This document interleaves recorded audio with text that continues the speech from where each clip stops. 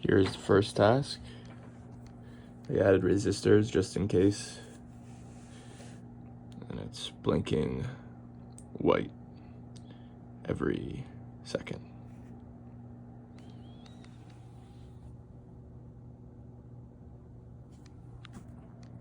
Here we have the second task of exercise 1.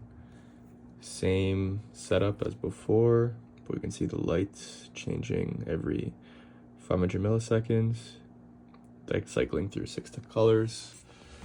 The code here, which I've also attached, basically using this function to change the pins, change the voltage level for each pin, and cycling through the different combinations leading to different colors. This is the second task of exercise 1 again.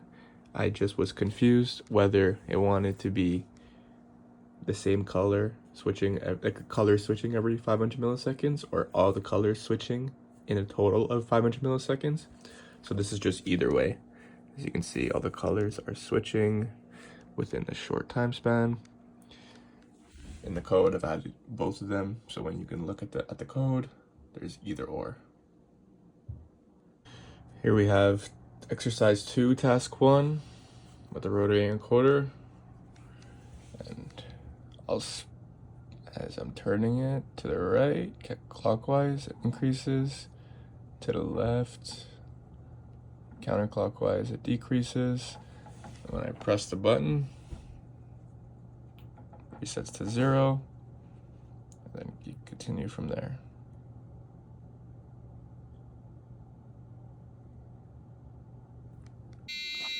Here is task 2 of exercise 2. And you can see, try and do it at the same time here. When changes the frequency.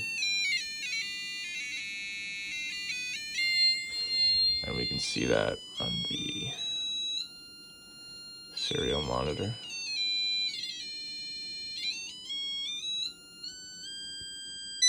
After looking at the plots for the scan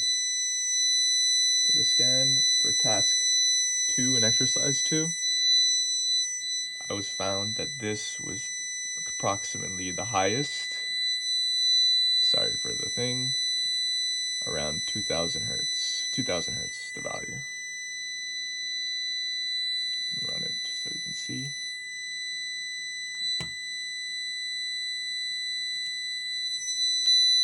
When I use the different microphone, I'm seeing a lot larger values. Closer to 60, the peaks, for the same frequency of 2000. Here we have the first task for the third exercise. I have the temperature sensor on, and we can see that it is reading new temperature and humidity every 2 seconds.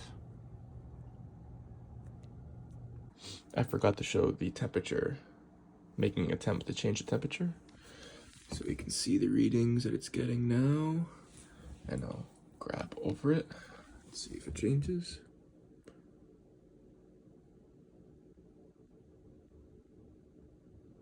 See, temperature, humidity is getting higher, higher, higher, and higher.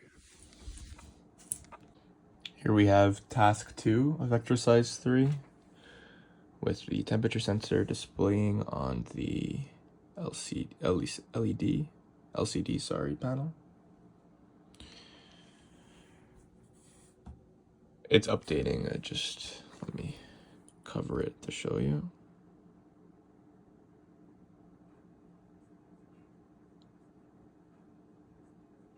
There you go. This is task 1 for exercise 4.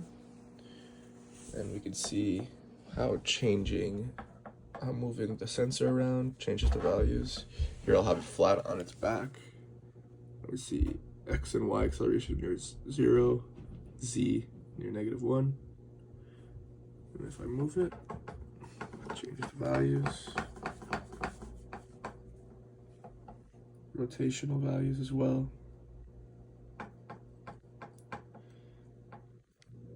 The explanation can be found on the code. This is the second task of exercise 4, where we are calibrating. You can see the function more clearly in the files. And here we have the plot for the acceleration for each axis, and then the subsequent displacement over time. Both of these are also in the file. This is the third task of exercise 4 when we're plotting the moving average filter. Here we have it with 10, with 5, and n equals 15. And we can see the differences. These filter out the noise much better, but it introduces lag, so the change is happening delayed, which can be a very big drawback for certain cases. And if you look at the lowest one, we see that the changes are much faster than the 15, but the noise is not as masked, where we can use 10 as a balance in between the two, where we have a little bit of lag, but the noise is much better smoothed. I also have the explanation attached along with the code inside the file. The following is the last two tasks for exercise 4. We have the code that I have attached, which gives the pitch, roll, yaw, and elevation. And when moving, we can see that the values change, and we can get to the stall warning around there when the buzzer will activate. I was having trouble calculating the elevation. As you can see, it's just not very accurate. And this is due to drift. When small errors get double integrated, they get bigger and bigger. I'll explain it more in the code. But yes, this is the task. You can see it's changing the values. And we get to the stall warning.